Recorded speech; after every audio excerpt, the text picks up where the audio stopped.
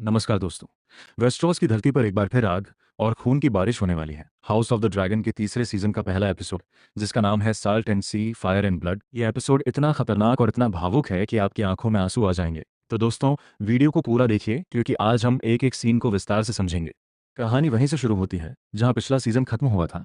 रानी रेनेरा Targaryen और Alicent हाइटावर के बीच एक गुप्त समझौता हुआ था। दोनों सहेलियां, जो अब दुश्मन बन चुकी थीं, फिर से एक दूसरे पर भरोसा करने की कोशिश कर रही हैं, लेकिन इस भरोसे के पीछे छिपा है एक खतरनाक जाल। एपिसोड की शुरुआत होती है वेल की खूबसूरत वादियों में। राजकुमारी रेना टारगेरियन जंगल में उस जंगली अजगर की खोज में निकलती है जो पिछले काफी समय से आसमान में मंडरा रहा था। यह अजगर है शीप स्टीलर।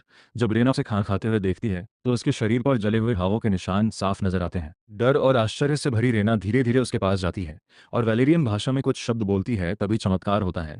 शीप स्टीलर अपना कंधा झुका देता है और रेना उस पर सवार हो जाती है। वह अपने नए ड्रैगन के साथ आसमान में उड़ान भरती है, लेकिन अजगर उसे वेल की एक ऊंची पहाड़ी पर अकेला छोड़ देता है। अब कैमरा हमें ले जाता है किंग्स लैंडिंग, जहां राजा एजान टारगेरियन ने महल छोड़ दिया है। वह अपनी सुरक्षा के लिए लॉर्ड लैरिस स्ट्रॉम के साथ भाग निकला है। प्रिंस एमॉन टारगेरियन को जब यह पता चलता है तो वह इसे राजा का सिंहासन त्याग समझ लेता है और खुद आयरन थ्रोन पर बैठ जाता है। उसके चेहरे पर सत्ता की भूख साफ झलकती है।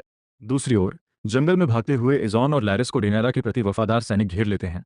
एजॉन कहता है, मैं कुछ भी नहीं का राजा हूं। यह वाक्य उसकी बेबसी को पूरी तरह बयां करता है। लैरिस तुरंत घुटने टेक देता है, लेकिन एजॉन विरोध करता है। स्थिति इतनी बिगड़ जाती है कि उनकी जान पर बनाती है। तभी लैरिस मजबूरी में सच बता देता है कि यह खुद राजा एजॉन है। यह जानकारी उनकी जान बचा लेती है और पैसे के दम पर दोनों को ड्रैगन स्टोन तक जाने का रास्ता मिल जाता है। यहीं से एजॉन और लैरिस की कहानी इस एपिसोड में विराम लेती है। अब बात होती है रानी रेनेरा के दरबार की। वह अपने बेटे जेस टारगेरियन और छोटे परिषद के सामने ऐलान करती है कि वह एलिसेंट पर भरोसा करेगी। एलिसेंट ने वादा किया है कि वह रेडकीप के दरवाजे खोल देगी और एजॉन को उसके हवाले कर देगी ताकि खून खराबे के बिना युद्ध खत्म हो सके। लेकिन जेस को यह योजना बिल्कुल पसंद नहीं आती। वो अपनी मां को चेतावनी देता है। कोलिस वेलेरियन भी इस फैसले से चिंतित नजर आते हैं। फिर भी रेनेरा अपने निर्णय पर अड़ी रहती है। इस फैसले का नतीजा ये होता है कि सभी सैनिकों को अपनी अपनी चौकियों से हटना पड़ता है, जिसमें प्रिंस डेमन टारगेरियन को भी हैरन हॉल छोड़ना पड़ता है। अब स्क्रीन पर एक मोन्टाज दिखता है।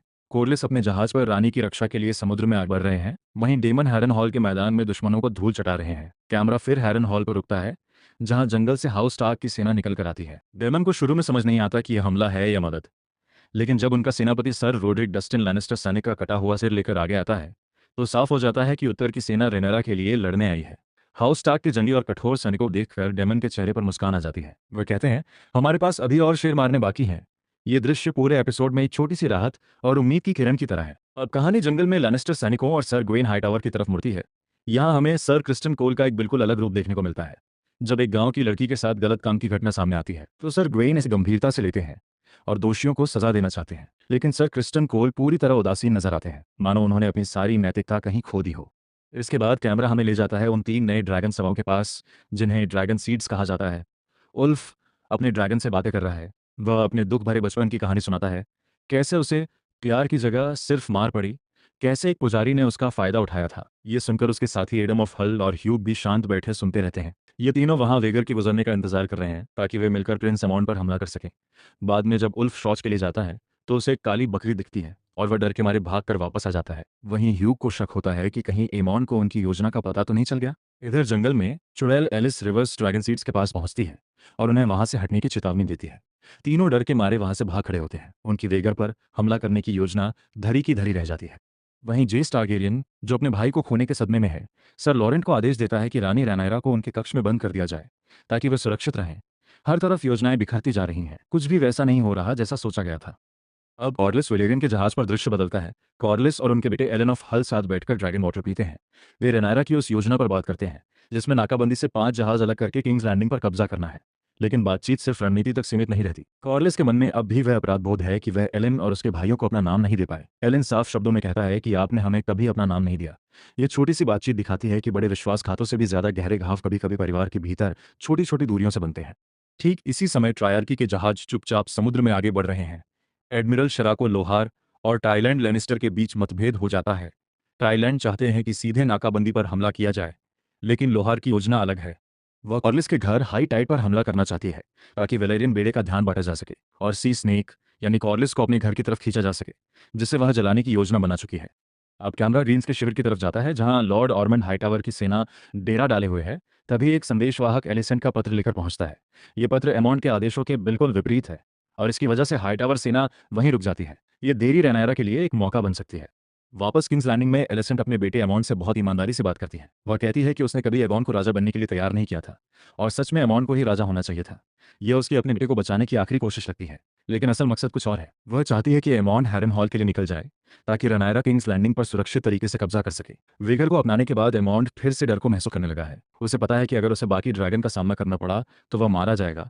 ये बात हेलेना टारगेरियन भी एलिसेंट को साफ बता रही है। यहीं से एलिसेंट अपने बेटे को बदलने या शायद बचाने की आखिरी कोशिश शुरू करती है, लेकिन एमॉन के इरादे कुछ और ही हैं। सत्ता की भूख से शुरू हुई ये बातचीत आखिर में एक बहुत ही असहज मोड़ लेती है जब एमॉन अपनी मां की ममता को गलत तरीके से समझ बैठता है और एक अजीब सा चुमन कर बैठता है। ये दृश्य देखने में बेहद असहज है। एलिसेंट के चेहरे पर अपने बेटों के लिए की गई हर गलती का दर्द साफ झलकता है। वो टूट जाती है और आंसुओं में डूब जाती है। और आता है इस एपिसोड का सबसे भयानक और सबसे शानदार हिस्सा। गलेड की समुद्री लड़ाई, कॉर्लिस की रणनीति और लोहार की जिद आमने सामने आ जाती है। लोहार से स्नेक को हराकर अपना बदला पूरा करना चाहती है। वह एगॉन की जंग नहीं बल्कि अपना गुरूर लड़ रही है और यही जिद बाद में भारी पड़ने वाली है। तभी आसमान से जेस और लेडी बेला टारगेरियन अपने ड्रैगन पर सवार होकर पहुंचते हैं। वे ट्रायर्की के कई जहाज़ों में आग लगा देते हैं। कॉर्लिस के पक्ष को बड़ी बढ़त मिल जाती है। ये लड़ाई देखकर रैना भी शीप स्टीलर के साथ मैदान में कूद पड़ती है, लेकिन वह अभी भी एक नई सवार है और ड्रैगन उसकी बात नहीं मानता। शीप स्टीलर अंधाधुंध हमला करने लगता है।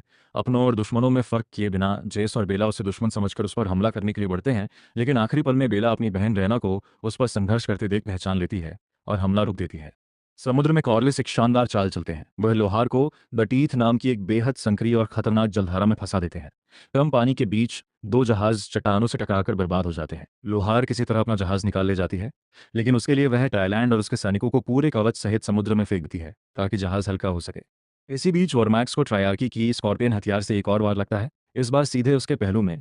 बेला एक बार फिर जेस को बचाने की कोशिश करती है, लेकिन इस बार बहुत देर हो चुकी है। वॉरमैक्स को समुद्र में घसीट लिया जाता है और वह वहीं दम तोड़ देता है। जेस किसी तरह अपनी काठी से खुद को आज़ाद कर लेता है, लेकिन जैसे ही वह पानी की सतह पर आता है, ट्रायर्की के तीरंदाज उसे आसान निशाना बना लेते हैं। कई तीर लगने से प्रिंस जेसेरिस वेलेरियन वहीं पानी में दम तोड़ देता है।